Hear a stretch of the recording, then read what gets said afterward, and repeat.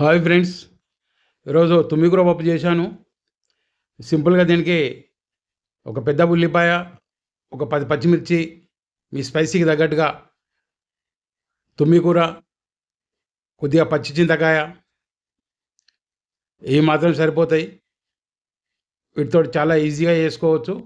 ఈ main video లింక్లో ఉంటుంది, చూసి చేసుకోండి ఫ్రెండ్స్. సాయంత్రం పూట నైట్ పడుకునే ముందు ఒక చిటికెడు ఉప్పు, చిటికెడు తినే సోడాతోటి చేత్తోటి, బ్రష్ కాకుండా చేత్తోటి పళ్ళు గట్టిగా తోముకుంటే, చిగుళ్ళు రబ్ చేస్తే నోటి దుర్వాసన తగ్గుద్ది. ఎట్ ది సేమ్ టైం పళ్ళు కూడా గట్టిగా అవుతాయి. ఒక 1 వీక్ ట్రై చేసి చూడండి, రిజల్ట్ మీకు కనబడుతుంది. ఇట్లు మీ Venkatareddy easy cooking show. Please channel subscribe చేసుకోండి.